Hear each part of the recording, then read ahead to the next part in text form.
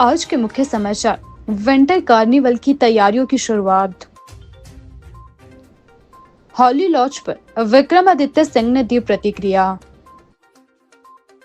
खराबी ईवीएम में नहीं, राहुल गांधी में है। कुलदीप सिंह पठानिया ने विदेश दौरे के बारे में की चर्चा। लाहौल स्पीति, चंबा और कांगड़ा में हल्की बर्फबारी।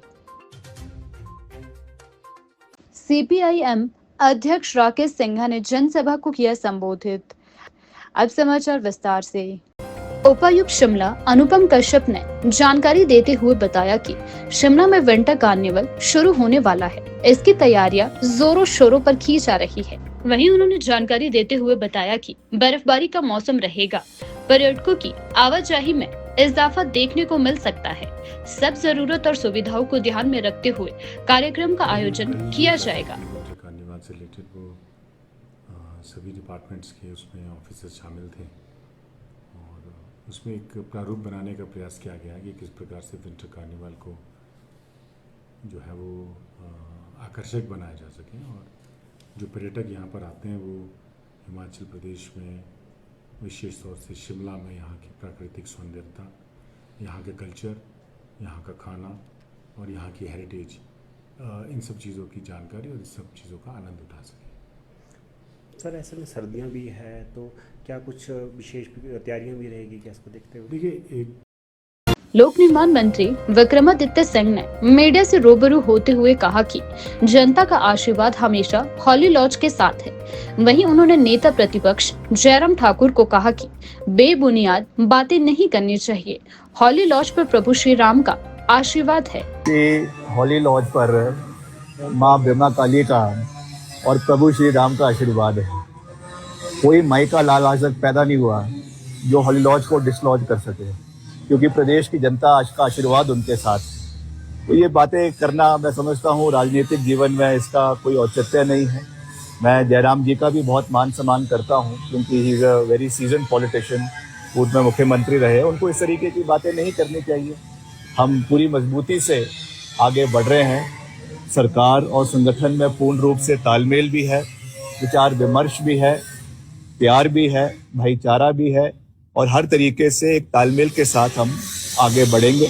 और प्रदेश सरकार की जो पॉलिसीज हैं जो उनको पूरा करना ये सरकार का दायित्व है और संगठन द्वारा जो directives all India Congress committee के दिल्ली से आते हैं उनको समय पर प्रदेश के हर क्षेत्र में लागू करना ये संगठन का दायित्व है। और साथ साथ एक तालमेल, एक ब्रिज सरकार के बीच में और जनता के बीच में जो बनाता है वो संगठन बनाता है, क्योंकि संगठन ही जो है वो जो धरातल के मुद्दे हैं उनको सरकार तक ले जाता है, चाहे वो मंत्री है, चाहे वो मुख्यमंत्री है, चाहे वो विधायक है।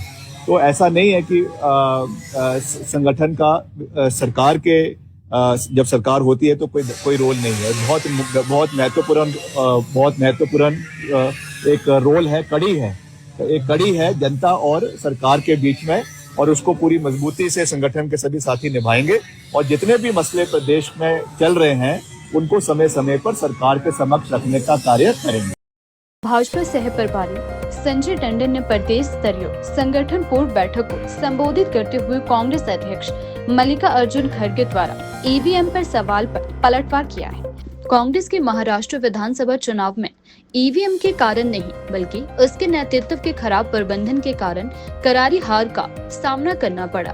खड़गे से कहा कि वह ईवीएम को नहीं बल्कि राहुल गांधी को बदले, वह उनकी जगह किसी अन्य को लाने पर विचार करे।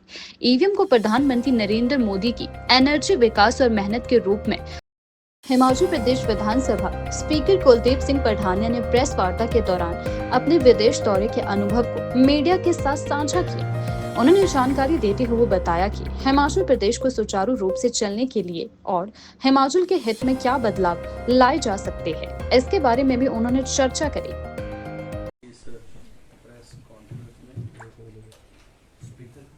और आज की ये प्रेस वार्ता रिलेटेड टू जो अभी इंटरनेशनल कॉन्फ्रेंस सिडनी में हुई और उसके बाद 3 और देशों का जो दौरा विधानसभाओं के द्वारा, अध्यक्षों के द्वारा हुआ, उस सिलसिले में भी है।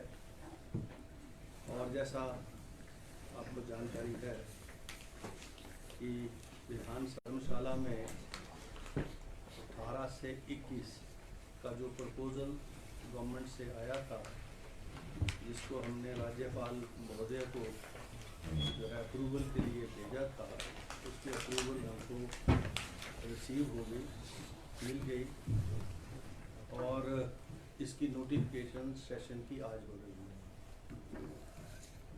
तो हमने लगभग कुल मिला के 27 सीटिंग्स जो है इस साल में, इस कैलेंडर ईयर में विधानसभा की होंगी।